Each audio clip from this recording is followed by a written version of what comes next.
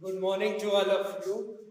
आज हम लोग कोऑर्डिनेशन कंपाउंड का जो है लेक्चर 4 है।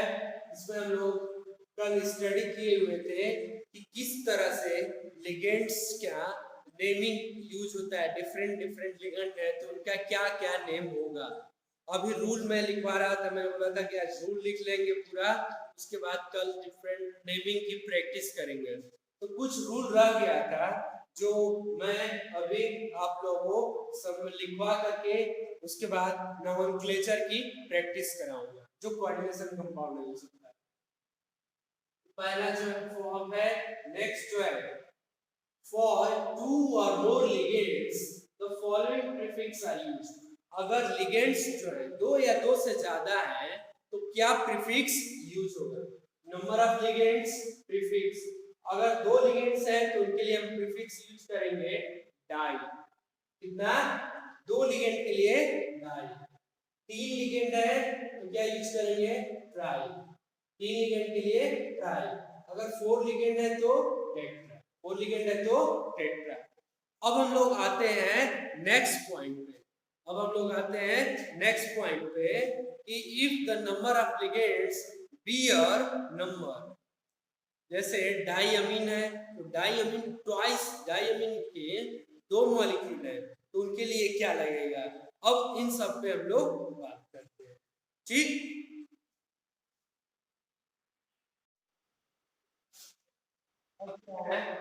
If the number of ligands be a number, then number are denoted as, means कि अगर जैसे प्लेन डायमीन है तो ये क्या है, दो मॉलिक्यूल है तो इसमें क्या हम लोग आएंगे 20। ऐसे ही अगर तीन मॉलिक्यूल इसके तो 23। ऐसे ही PPPS3, ठीक। तो इसमें हम लोग इसके भी तीन मॉलिक्यूल है तो क्या लगाएंगे 30।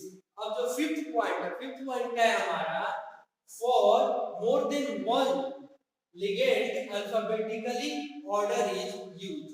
फिफ्थ पॉइंट को मैं समझा रहा हूँ क्या है। फिफ्थ पॉइंट में मतलब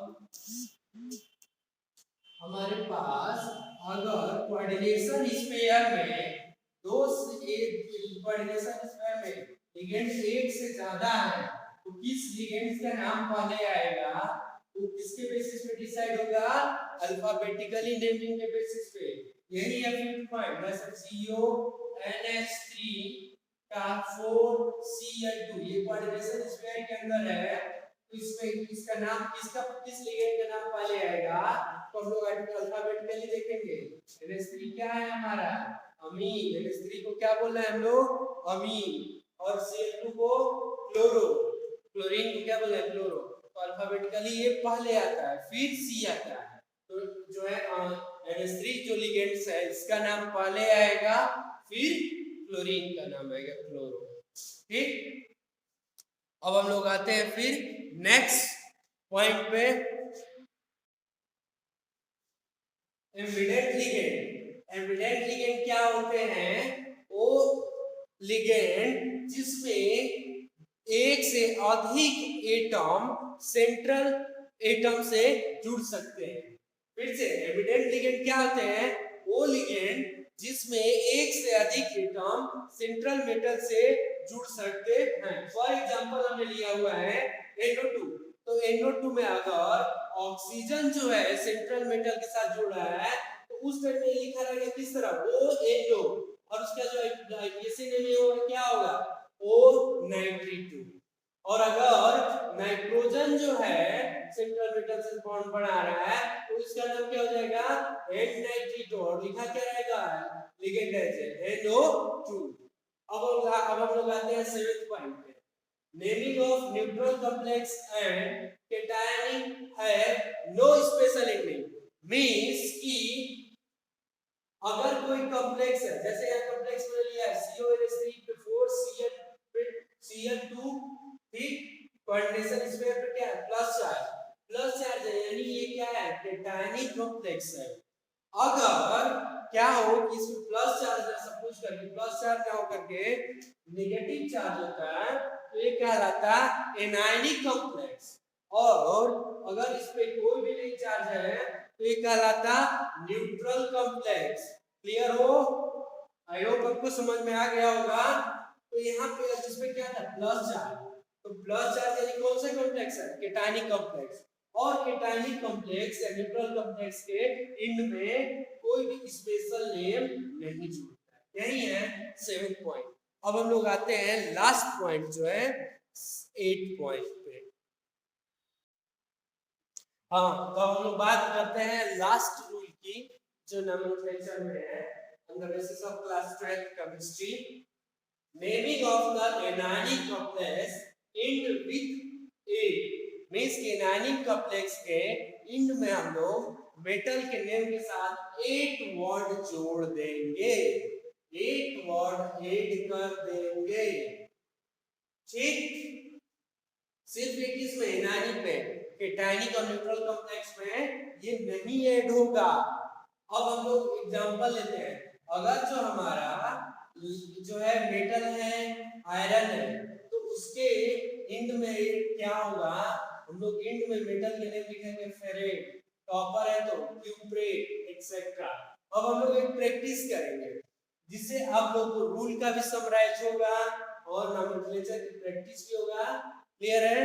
तो हमने एक ले लिया कॉम्प्लेक्स जो ले लिया है FeCl6 माइनस। अब तो सबसे पहले बताइए केटायनिक कॉम्प्लेक्स है कि एनायनिक कॉम्प्लेक्स? क्या है? एनायनिक कॉम्प्लेक्स, क्योंकि इसमें क्या है? नेगेटिव चार्ज है। अब इसका नाम हमें करना होगा, तो मैं आपको बताया हूं, रूल लिखवा रखा हूं कल कि हम पहले जो लिगेंड्स है उसका नाम पहले लिखते हैं, फिर सेंट्रल मेटल का या मेटल आयन का। अब लिगेंड का जैसे प्रीफिक्स है तो यहाँ पे कितने 6 है, तो हम लोग प्रीफिक्स क्या यूज करेंगे? Hexa before the name of the ligand. चलिए नाम डेट करते हैं। तो यहाँ पे कितना है? 6 के लिए हेक्सा कौन सा है? Cl- याद करिए, साइनो। उसके बाद अब कोई लिगेंड नहीं है, ठीक, तो उसके बाद क्या है? आयरन के लिए फेरेट, आयरन के लिए यूज क्या करेंगे? फेरेट।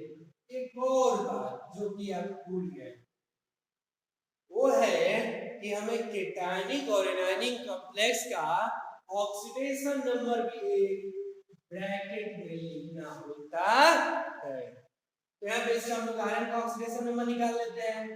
x मान लिया आयरन का ऑक्सीडेशन नंबर है, साइन ऑफ -1 चार्ज होता है, तो -1 कितने एटम है? 6 is equal to -4 is equal to -4। आप लोगों को ऑक्सीडेशन स्टेट कर भी निकालना सिखाया था, 11th में भी पढ़ा रखे हैं। ठीक, अब है यहाँ पे, यहाँ से x इज इक्वल टू क्या हो जाएगा? -4 + 6 इज इक्वल टू 2। इसका ऑक्सीडेशन नंबर क्या हो गया? 2।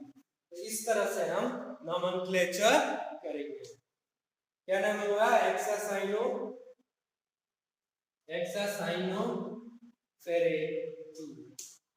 ठीक, इसको फटाफट देखिए, फिर आगे हम लोग प्रैक्टिस करते हैं और भी कॉम्प्लेक्स कंपाउंड।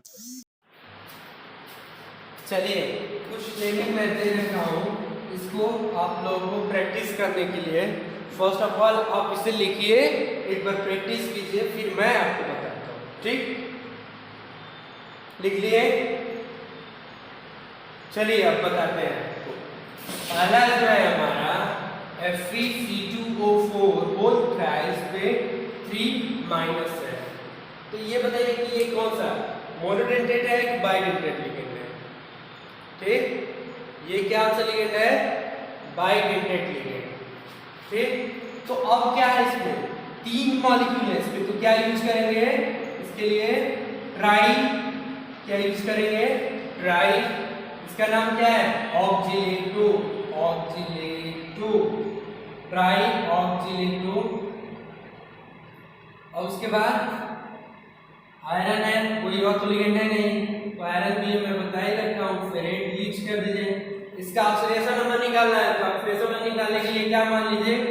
x, इस पे क्या होता है? C2O4 पे 2- चार्ज होता है, तो क्या हो गया? -2। ये जो -2 ऑक्सीडेशन नंबर है इनटू 3 मॉलिक्यूल है 3 इज इक्वल टू -3, ये जो है, तो x - 6 is equal to -3, x is equal to -3 + 6 is equal to क्या? +3। तो इसका ऑक्सीडेशन नंबर कितना है? 3 है। क्लियर है? किसका किसका सही है? चलिए गुड, आगे बढ़ते हैं। सेकेंड वाले क्या है? NiCl4 पे 4 माइनस। तो सबसे पहले हम लोग लिगेंड को लिखेंगे। लिगेंड क्या है? 4 है। 4 के लिए टेट्रा, फिर कौन साइनो, CYANO, टेट्रासाइनो, फिर निकेल, NiCKLE, निकेल। उसके बाद क्या लगा देंगे? निगेटिव कॉम्प्लेक्शन, तो निकलेट लगा दीजिए।